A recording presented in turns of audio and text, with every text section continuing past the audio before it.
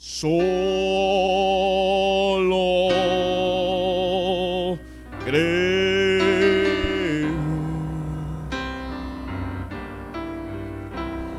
Solo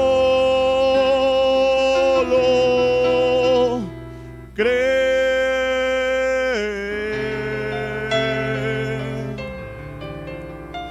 Todo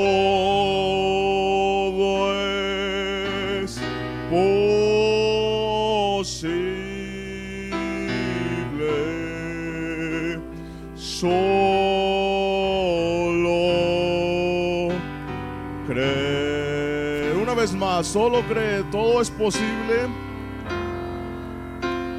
Solo cree.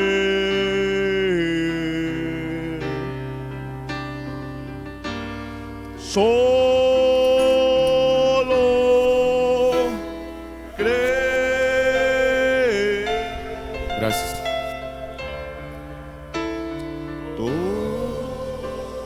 Todo es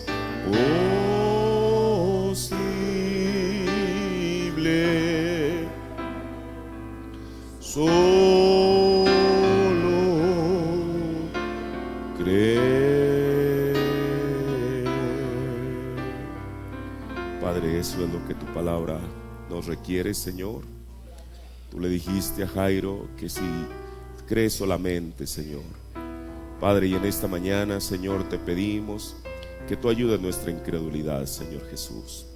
Padre, para poder creerte a ti, para poder creer a tu palabra, Señor, porque creerte a ti es creer a tu palabra, Señor. Por eso, mi Dios, en esta mañana, yo te pido, Señor Jesús, que tú vengas una vez más en la forma de tu Santo Espíritu, Señor, y hables palabras de vida a tu pueblo, Señor. Para eso hemos venido, no para ser entretenidos, Señor, sino para ser edificados con tu palabra, Señor. Pero Padre, no importa cuán clara pueda salir tu palabra, requerimos de la revelación de tu Espíritu Santo en nuestros corazones para poder entenderla, Señor. Así que Padre, ayúdanos a creerla, Señor Jesús, y tú te encargarás del resto. En tus manos pongo esta escuela dominical, en el nombre del Señor Jesucristo. Amén. Dios bendiga a cada uno de ustedes. Bienvenidos en esta mañana, en el nombre del Señor Jesucristo, a la casa del Señor. Vamos a tomar nuestra escritura en el Evangelio según San Mateo, el capítulo 13, el versículo 44. San Mateo 13, 44.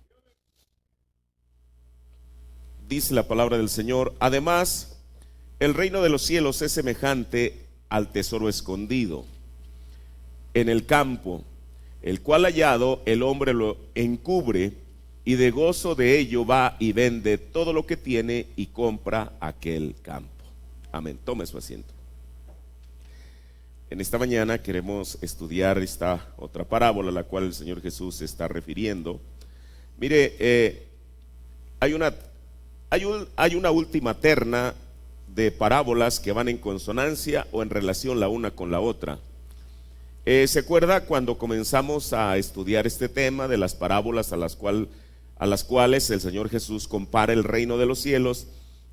Las dos primeras, que la primera es del trigo y la cizaña y la segunda es de la red, ambas van en consonancia porque hablan de separación. El Señor separó el trigo de la cizaña y separa en la red los peces buenos y los que no son buenos. Las dos segundas parábolas hablan de el grano de mostaza y de la levadura. Y bueno, en esas dos parábolas el Señor nos enseña los efectos de algo pequeño hasta las dimensiones que puede alcanzar. Un pequeño grano de mostaza puede llegar a ser un árbol, y una pequeña pizca de levadura puede leudar toda la masa. Estas dos últimas, claro, en esta mañana solamente vamos a ver la antepenúltima. Estas dos últimas, la primera es la del tesoro escondido, que es la que vamos a estar estudiando esta mañana, y la otra es, la última, sería la perla de gran precio. Estas dos últimas parábolas se refieren a dejar lo que uno considera de estima para obtener lo que es de mayor estima. Y bueno, con ese pensamiento en mente, vamos a considerar la siguiente parábola, a la que el Señor Jesús asemeja el reino de los cielos y es a un tesoro escondido. Mire, para poder entender esta parábola a qué se refiere, ahora, el asunto no es, mire, yo creo que la gente en el tiempo de Jesús que le escuchaba hablar estas cosas y todo lo que él habló, ellos lo entendían perfectamente, porque Jesús les estaba hablando en sus términos. Él no les estaba hablando como un gran catedrático en términos que ellos tan solo podían abrir los ojos y no saber a lo que él se estaba refiriendo. Claro que él sabía, que ellos sabían. Por eso la Biblia dice que los que eran del común del pueblo, o sea, personas como usted y como yo, le oían de buena gana, le oían alegremente. ¿Por qué? Porque ellos entendían lo que él les estaba enseñando. Ahora, hay algunos términos en la Biblia o condiciones las cuales a través de 2000 años han cambiado. Ahora, el hermano Branham dice que en Oriente muchas de las costumbres siguen siendo las mismas, pero nosotros, como somos un pueblo occidental que no vivimos ni en Israel, ni en Palestina, ni en aquella área, muchas de las cosas no las podemos entender hasta que uno investiga con la gente que es de aquella área para saber a qué se refiere. Mire, ¿a qué se refiere el tesoro escondido? En los tiempos antiguos no había ninguna otra manera para asegurar los tesoros al fin de protegerlos, digámoslo así, de la rapacidad de los vecinos o de aquella gente que merodeaba. Una persona que descubría, ahora hoy en día usted sabe, hay unos aparatos que usan los gambusinos, los cuales, bueno, esos detectan todo tipo de metales, hasta una corcholata de refresco que casi ya ni existe. Pero en aquel tiempo ni el hierro ni ninguno de los metales era muy común, porque muchas de las cosas en aquel tiempo no se manufacturaban de esa manera. Y bueno, tampoco existían ese tipo de detectores de metales para saber que en tal lugar había un tesoro. Pero pensemos en este sentido. Quizá alguien por casualmente, digámoslo así, estaba excavando por ahí y entonces se encuentra algo enterrado ahí que él sabía, tenía la certeza que se trataba de un tesoro. Bueno, ¿cómo era la manera si él quería hacerse de ese tesoro? Bueno, seguramente lo volvía a tapar para que aquello quedara camuflado. Y entonces él, ¿qué era lo que hacía? Como el Señor Jesús aquí lo dice, si él tenía unas propiedades, las ponía en venta para adquirir aquel lote, aquel terreno en el cual él tenía la certeza que había un tesoro escondido, enterrado. De otra manera, ¿para qué? Ahora mire, al comprender esta persona, porque aquí está lo importante, y esto, bueno, yo espero que en esta mañana nosotros lo entendamos.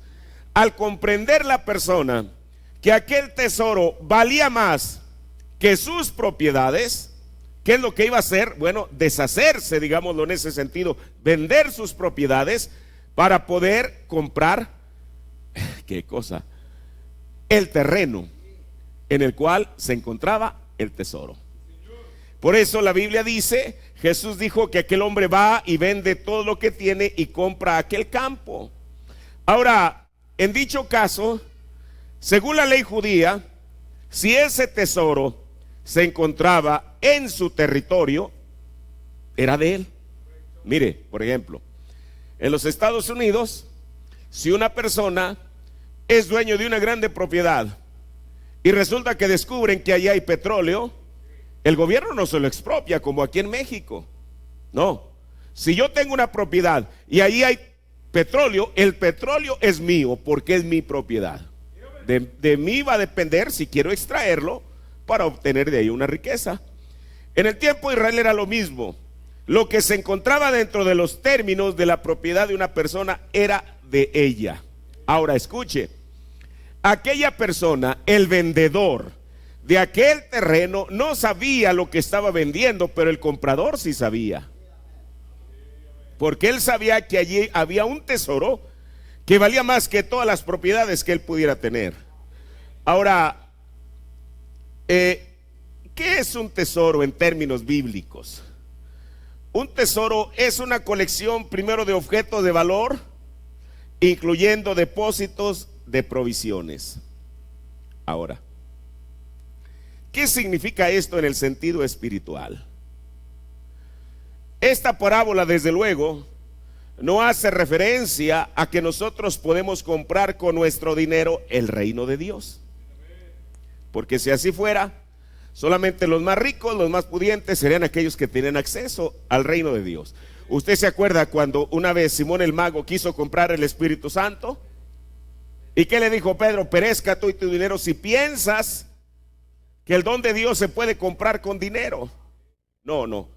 Por eso, mire, el precio de nuestra salvación fue tan elevado, tan elevado, tan elevado, que si se hubiera tratado de que nosotros compráramos con dinero nuestra propia salvación, solamente un puñado hubieran tenido acceso a eso. Dios, siendo justo, sabiendo que habría gente pobre, por eso Jesús, cuando Él comienza a predicar el Evangelio, dice, y el Evangelio es predicado ¿a quiénes? A los pobres. Ahora, porque el Evangelio es gratis, la salvación es gratis. Por eso el apóstol Pablo nos dice en Romanos el capítulo 3 que gratuitamente, me gusta esa palabra que usa la Biblia, gratuitamente el Señor nos dio la salvación. Ahora, entonces, esta parábola no hace referencia a que podemos comprar con nuestro dinero el reino de Dios. Pues lo que realmente significa es que el reino de Dios en sí mismo es nuestro tesoro preciado, nuestro gran tesoro. Ahora, la interpretación tradicional, porque yo no soy el único predicador que ha hablado de esta parábola, muchos predicadores antes de mí, quizá desde la antigüedad y en este tiempo, y hasta que el Señor Jesús venga, muchos estarán hablando de esta misma parábola. Y la interpretación, digamos, generalizada y tradicional es que cuando nosotros escuchamos el mensaje del reino, ¿cuál es el mensaje del reino? Las buenas nuevas de salvación. Cuando escuchamos el mensaje del reino, deberíamos estar tan llenos de gozo y alegría. ¿Por qué? Mire,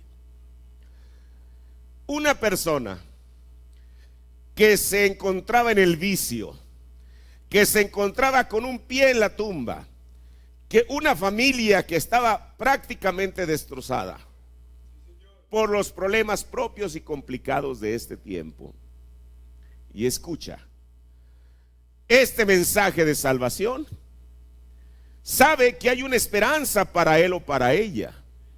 Mira, hay muchas personas que están sumergidas a lo más profundo en la drogadicción, y cuando realmente en su corazón entienden que hay una esperanza y que no están destinados ni a la muerte ni al infierno, cuando saben que hay eso, eso tiene que producir un gozo. Es como una persona que no sabe nadar y se va al mar, y entonces viene una ola y la arrastra, y aquella persona cuando se ve perdida, bueno, comienza a tragar agua y entonces ya sabe que su fin es inminente. Pero ¿qué tal cuando siente que una mano salvadora lo sujeta y lo saca? ¿Cree usted que aquella persona saldrá de mal humor? Sale alegre. ¿Por qué? Porque se le salvó la vida. Hablando en términos bíblicos, eso es exactamente lo que este mensaje del reino representa para nosotros. Por eso nadie, ninguna persona que realmente ha estado consciente de la obra que Cristo está haciendo en su vida, debería de estar, usted sabe, cabizbajo, triste o deprimido. No tenemos por qué estarlo.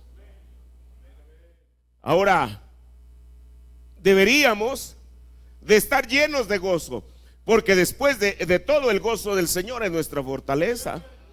Estar alegres a tal punto que quisiéramos dejar todo lo demás a fin de obtener la salvación. Creo que ese fue el mayor error del joven rico, porque él mire, en alguna reunión de Jesús, en alguna campaña de Jesús, aquel joven debió de haber estado presente.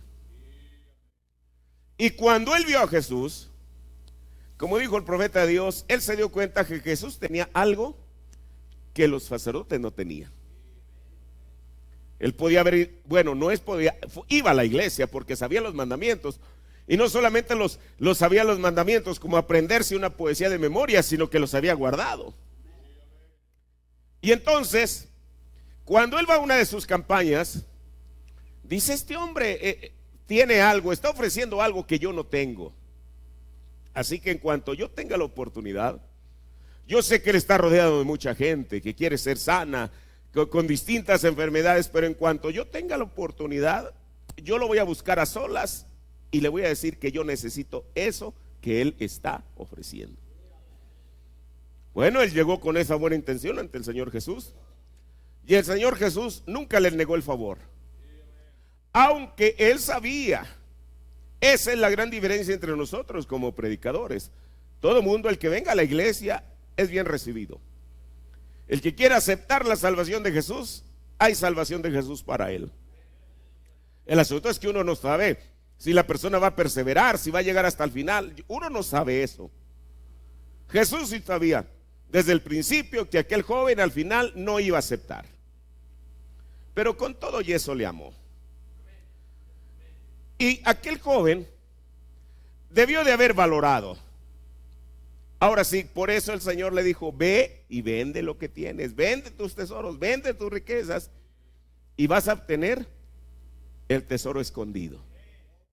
Tendrás tesoros en el cielo. Pero bueno, él no quiso. Ahora, mire, aquí hay una gran diferencia. Como decía anteriormente, el saber que hay una salvación para nosotros nos debe producir gozo y alegría. Pero aquel joven, cuando rechazó aquello, dice la Biblia que se fue, ¿qué? Triste.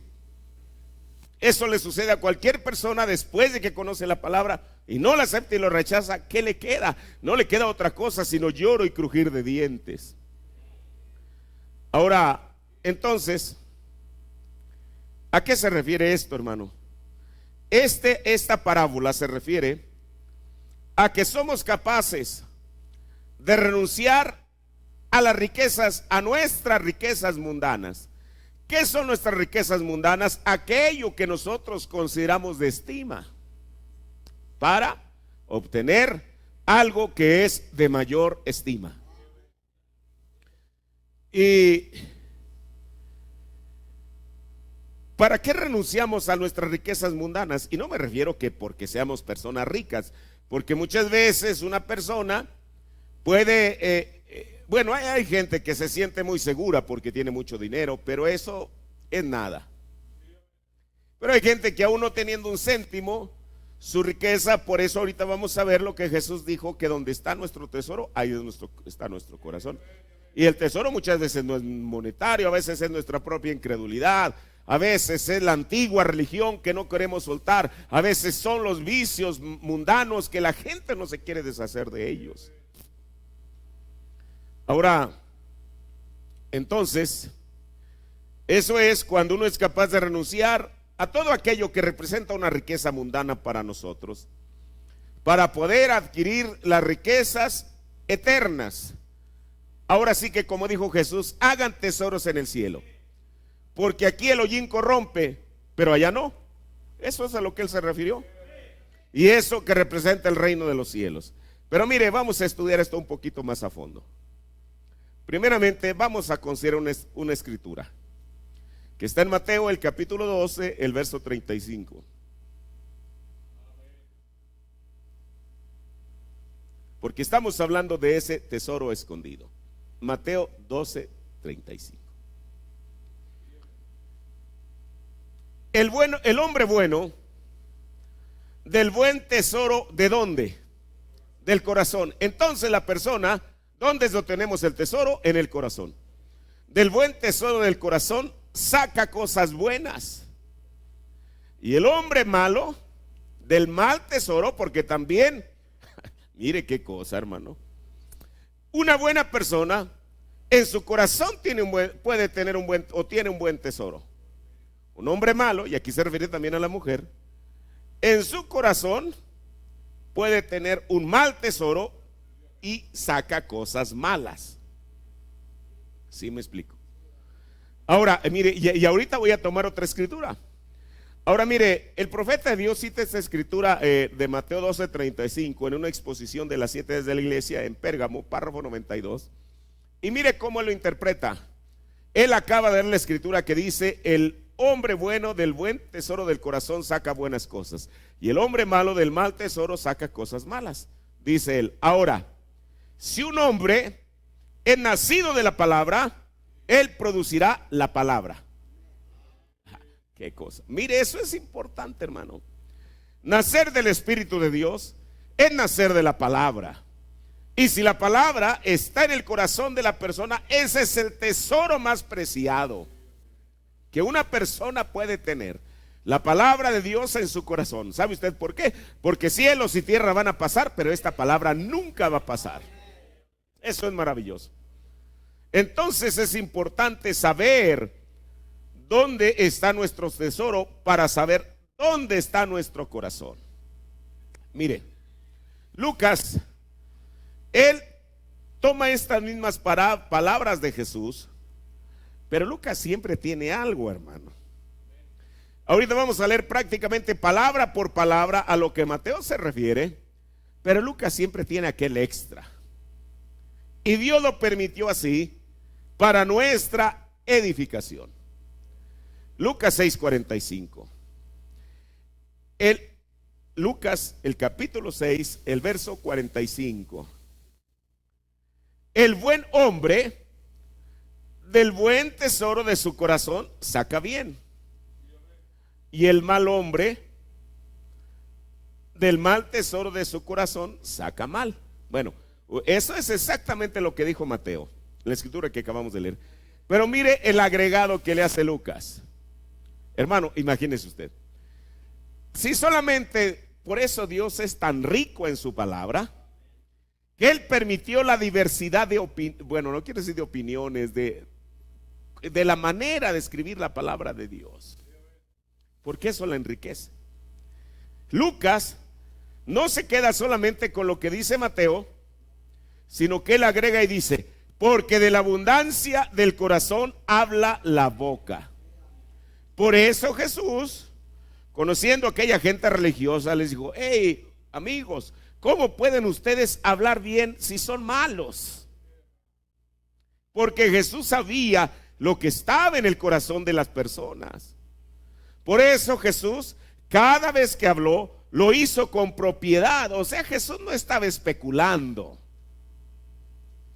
no estaba lanzando, como dicen por allí, una indirecta. Él sabía que él sabía lo que había en el tesoro de su corazón. Dijo: por eso ustedes no pueden hablar bien, porque son malos. Porque Jesús dijo que el hombre bueno del buen tesoro de su corazón saca cosas buenas, pero el malo de ese corazón malo saca cosas malas. Ahora, aquí, de acuerdo a lo que nos dice Lucas, el Señor Jesús nos recuerda que las palabras que salen, que afloran, que proceden de nuestros labios, son en última instancia, digámoslo así, el resultado, el producto de lo que está en nuestro corazón. Si una persona siempre está hablando vulgaridades, bueno, eso es lo que está en su corazón, y eso es innegable. Aunque esté muy devotamente en la iglesia, claro que no. Si una persona siempre se conduce con mentira, eso es lo que está, es el tesoro que tiene en su corazón. Si una persona se conduce con engaño siempre, pues es el tesoro. O sea, no hay manera de que eso se niegue. Eso es a lo que el Señor Jesús está refiriendo. Eso es lo que dijo Lucas, que de la abundancia, lo que está en el tesoro. Si ese tesoro que está en el corazón es un tesoro donde abunda la maldad, eso es lo que va a aflorar. Eso es lo que va a salir a luz. Por eso, qué maravilloso es que Lucas haya agregado eso. Eso de arriba, Mateo ya lo dijo y tiene una lección que aprender. Pero con ese agregado que le hace Lucas, porque de la abundancia del corazón, del tesoro, habla la boca, eso va en correspondencia. Bueno, mire, déjeme ver si aquí traigo. No. eso va en correspondencia con lo de arriba. Y eso es innegable. Ahora, nadie puede hablar de Dios con un sentido a menos que tenga en el corazón, o nadie puede hablar de Dios con sentido a menos que tenga el Espíritu Santo en su corazón. Mire, el apóstol Pablo dijo que inclusive nadie puede decir que Jesús es el Cristo sino por el Espíritu Santo. Ahora yo sé que incluso en esta mañana, si dijera, hermanos, vamos a repetir 1, 2, 3, Jesús es el Cristo, y todo mundo repetimos eso, bueno, como repetición está bien, pero tiene que ir a algo más que eso. Tiene que ser una revelación dada por el Espíritu Santo en el corazón de la persona. Mire, el profeta, yo esto lo he dicho infinidad de veces, pero lo quiero repetir en esta mañana. En el sermón Testigos y en otros sermones, el hermano Branham dijo, un testigo es aquel que ha tenido una experiencia. Por eso el Señor Jesús les dijo en Hechos 8, ustedes me van a ser testigos. O sea, ellos iban a experimentar el Espíritu Santo en sus corazones. Pero dijo el profeta, ¿qué tal si yo voy a una taberna donde están aquellos jugadores de naipes? Y entonces yo le pregunto a uno de ellos, oye, ¿qué piensas tú de Cristo? De Jesús. Ah, bueno, Él es el Hijo de Dios. ¿Y cómo lo sabes? Bueno, es que mi mamá me lo dijo. Dijo el profeta, la mamá de él está correcta, pero ¿qué de él? Dijo, pero ¿qué tal si yo voy a una iglesia, ya no a la taberna, a una iglesia, y le pregunto a alguien, ¿qué piensa usted de Jesús? ¿Quién es Él? Oh, es el Hijo de Dios. ¿Cómo lo sabe? Porque el predicador lo dijo. Dijo, el predicador tiene razón, pero ¿qué de usted? Entonces, por eso, ninguno de nosotros podemos hablar de Dios con sentido a menos que esté el Espíritu Santo en nuestros corazones. Por eso, nada, absolutamente nada revela la condición o el estado de un corazón humano como cuando, usted sabe, porque muchas veces nosotros, seres humanos, e inclusive para hablar somos, digámoslo así, cuidadosos. Bueno, debemos de serlo desde luego. Pero lo que yo me refiero, pero esto no es asunto de cuidar las palabras, porque a veces la persona comete un delito. ¿A quién no le ha sucedido eso? Y se tapa la boca.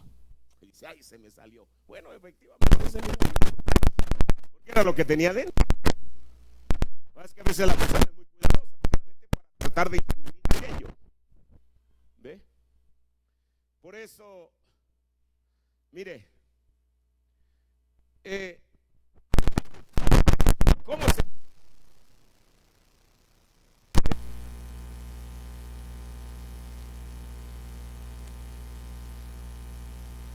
decir esto?